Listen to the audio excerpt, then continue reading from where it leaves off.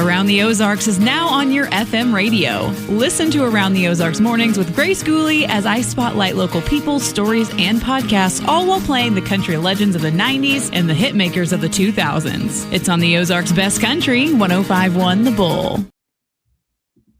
It's time for Around the Ozarks News, brought to you by the Springfield Greene County Park Board, Thompson Sales, Kitchen Land USA, Advanced Car Care, Smouse Brothers, and United Plumbing. Here are your hosts, Ethan and Sarah Foreheads. Hey there, good morning to you on Friday. Happy Friday. We made it to the weekend, which is more than half the battle, I think. A success. Winning. That's winning. That's winning. Yeah. Glad you're with us. Diana Tyndall from Modern Day Marketing with me again today. And we're going to tell you about some news. So here we go. Springfield man is facing felony charges months after a deadly motorcycle crash that happened in Christian County. Scotty Smith was booked into the jail last week in connection with a 6-vehicle collision that happened in May on Highway 160 south of Nixa that killed one person and seriously injured 3 others. Investigators say Smith was riding with a group of motorcyclists and moved into oncoming traffic to pass a vehicle, and that set off a chain reaction crash. Court records show his license was suspended at the time. He did not have a motorcycle endorsement, and the bike and license plate were not registered to him. So tragic. Yeah. The Springfield City Council is set to consider accepting more than $250,000 in state money for a new Route 66 landmark downtown. Money would help prepare the right-of-way near St. Louis Street and Glenstone for a 20-foot tall sculpture that's called Queen's Gate 66. It'll be illuminated and will welcome visitors with the words, "Birthplace of Route 66," which, of course, Springfield is. That is ahead as we lead up to the centennial celebration of the route, which is this year. The project is backed by Visit Springfield and by the owner of the Best Western Route 66 Railhaven Motel, which is right there on Glenstone. He is providing the right-of-way and parking for visitors to the monument, where they stop and take pictures, which will be neat. A public dedication is planned for May 1st during the National Route 66 kickoff event. It's a big year for the route. Yeah, that's so fun. And there is a art piece or monument downtown dedicated for Route 66. When we hosted one of our sister cities hosts from Japan, right. That was top on his list. He wanted to see Route 66, and having these little landmarks where you can take pictures makes their day. So it really does, and it's great. It's smart for Springfield because you want them to stop here and spend money and take pictures, and it's amazing how many international people come over just to drive the route. Yeah, a lot. We met a lady actually while I was taking a picture of him that she was from the East Coast, and they were taking their time with their special needs child going across the whole United States. It's incredible. It was really cool. People love it. Okay, well, on to this. In Osage Beach, the city is reviewing a request that could shape the future of a big outlet mall property there.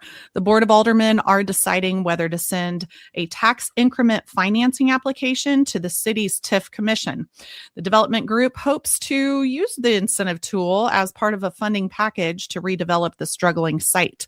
If advanced, the plan would trigger a public review process and open the door for community input. And the Waffle House, it may be joining the growing list of businesses at Ozark Marketplace. 2 possible locations are under review, though no permits have been issued yet. The new development already includes a recently opened Aldi. I've been to that one. It's really nice. Yeah. Along with McDonald's, Casey's, and Plaza Tire moving closer to opening. Yeah, that's becoming a exit to stop on. Yeah. Because it's getting more stuff. Right. I mean, Goodwill is on that route. It is. Yeah. I'm exiting for that every day. Home Depot? I don't know. No, Goodwill. There's a Home Depot there as well. Oh, is there? A Walmart. Yeah. Oh, Walmart. Also there. Yeah. Mm-hmm. Okay. Well, the Springfield City Council, they've approved a new corridor cleanup program aimed at keeping the major entryways into town free of clutter.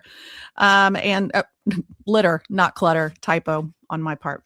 A new fee added to the landfill drop-offs is expected to generate more than $1 million each year for daily trash collection. City crews will focus on high visibility areas while partnering with volunteer groups and existing Adopt a Street efforts. Supporters say that the plan creates steady funding for cleanup instead of relying solely on occasional volunteer events. So that's great. Keep it clean. Makes a big difference. Yeah, don't litter, folks. February is Earthquake Awareness Month in Missouri, and state emergency management officials are urging all of us to review preparedness plans because you don't know when it's coming, but it's coming.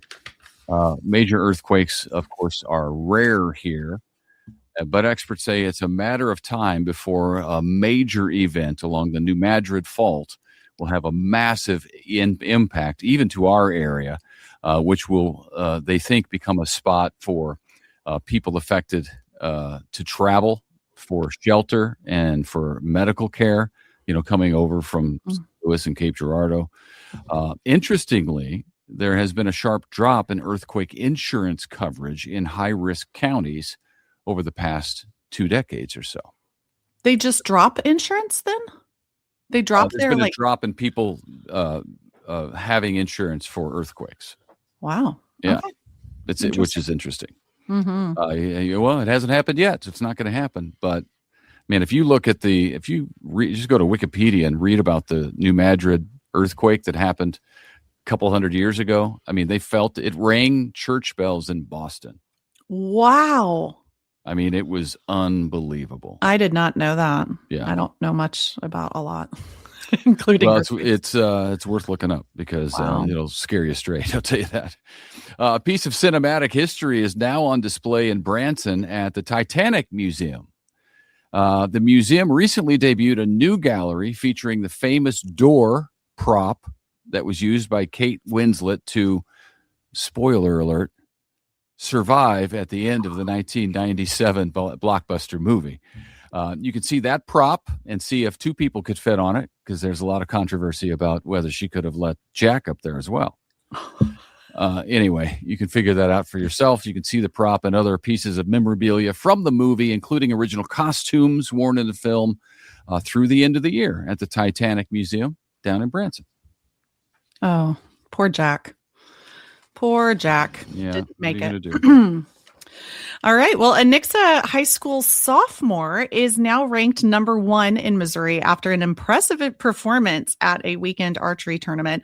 Aaliyah Middlebridge scored a 294 out of 300 at the Republic competition, the top mark among more than 1,200 high school girls statewide. Wow. Her score also placed her 6th in the nation out of 7,000 competitors. That's some good shooting. 7,000. Wow. That's wild. That's good for her. Congratulations, Aaliyah. Former Kansas City Royals player and manager John Wathen is headed to the Royals Hall of Fame. Good for him. Wathen spent 47 years with the organization. What took so long for them to get him in the Hall of Fame? He spent 47 years with them as a player, a coach, a manager, and a broadcaster. I think he has the resume. He holds major league record for stolen bases by a catcher and was part of the team during its first World Series title in 1985, which, as a Cardinals fan, is still a sore subject for me. He will become the 32nd member inducted into the team's Hall of Fame, so congratulations to him. Yeah. Meanwhile, Kansas City Chiefs' decision still stings quite a bit here in Missouri. So now a Missouri lawmaker has filed a bill that would end the production of Kansas City Chiefs logo license plates in the state. That proposal follows the team's, of course, announcement that it plans to move to a new stadium in a new state, the state of Kansas, by 2031. So under the bill, and it's just proposed right now, no Chiefs emblem plates could be issued after August of this year, but existing plates will remain until they expire. And then they're done. We're not supporting the Chiefs anymore. That's so sad. Because then sometimes the license plate doesn't quite make sense, if it's like, doesn't does it say chef or Chiefs? Or I'm just kidding. Oh, yeah. Like when you see it with the emblem and the logo by it, anyways. And you're driving really fast, you know. Yeah, what was that? Well, finally this morning, the Springfield Fire Department is offering free hands-only CPR training through February for the American Heart Month. Sessions will be held each Saturday at locations across the city, including at the Botanical Center, Oak Grove Community Center, and both libraries. 2 one-hour classes are offered each day. While registration is encouraged, walk-ins are welcome, and you can reserve a spot online through the city's website. Tomorrow, the training is at the Springfield Botanical Center on South Scenic from 1 to 2 p.m. and from 2:30 to 3:30. CPR can save a life. It has saved lots of lives, and they've changed recently. In the last few years, they've changed the way that they do it. No mouth to mouth anymore. Yeah, hands only. So staying alive. More people might be willing to do it if there's no mouth to mouth involved. Oh my gosh, that's true. I also wonder what this song is that they teach now. When I went through CPR training a long time ago, it was the Staying Alive. Right. But I also heard it's the Baby Shark song now. Oh. I'm so sorry I got that in your head. Baby Shark. Because you have to do fast compressions. Anyways. Oh, it is really faster than it used to be? I'm staying alive. Baby Shark. See, that seems faster. Maybe, I don't know. We need you guys to comment and tell us what the current song is. You just need to go tomorrow and do a little reporting and then get back to us. Reporting live on Monday.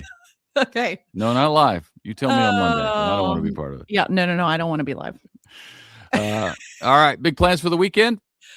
I think I'm going to be doing this land stewardship thing on Saturday. I'm kind of excited to just enjoy being outside if it's nice weather, and if it's not, I might bail, tomorrow. So we'll see. I don't know. I think it's supposed to warm up. We don't know. So stay tuned for Abby Dyer's Wake Up Weather forecast coming up right after this. But I think it's supposed to be nice, and that will be nice to be able to get out. Yesterday afternoon, I got home from work. And my girls, one of them had gone for a run, and there were people walking in the neighborhood, and they were like, "That's the 10th person who's come down our cul-de-sac walking."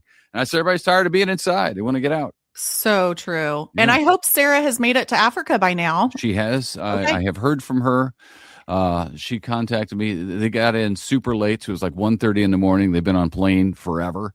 Wow. And they were going to sleep immediately, but they have landed there. Yay. Yeah. Well, safe continued travels to her. Absolutely. All right. Thank you for watching, listening, everybody.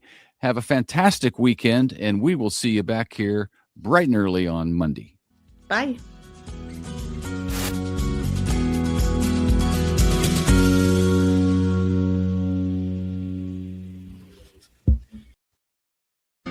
It's time for Around the Ozarks Wake Up Weather, brought to you by Command Family Medicine, Heating and Air Paramedics, The Trailer Ranch, Hewitt Messenger, and Taylor Grubaugh Chevrolet. Here's your host, meteorologist Abby Dyer. Good morning, everybody. Conditions this morning are not so bad. We've got temperatures either side of freezing this morning, so chilly to start for sure, but it is going to be a beautiful afternoon if you don't mind the wind. Bit of a wind chill factor today, but otherwise 57 degrees. It's going to be beautiful with sunshine across the Ozarks. Today, those winds will be out of the north in the morning and could gust as high as 30 miles an hour. So bit of a brisk day out today, but overall nice because of the sunshine. We're going to continue to do a whole lot of melting across the Ozarks. That snow does not stand a chance against the weather pattern that we have coming our way over the next couple of days. Enjoy this weather this weekend. This is the message for you. It has been so brutally cold in the Ozarks, really for the last couple of weeks, and we are finally getting a break from that. Temperatures above average, not just today, but all through the weekend into the early part of next week. There is some active weather across the country today, but it's not for us. It's just downwind of the Great Lakes, and that will be heading into the northeast again as we move into the weekend. Today for the Ozarks, the weather story is that it's above average. We've got nice warm temperatures and sunshine with high temperatures heading to the mid 60s for some. Those lucky few will be down in northern Arkansas and extreme southern Missouri.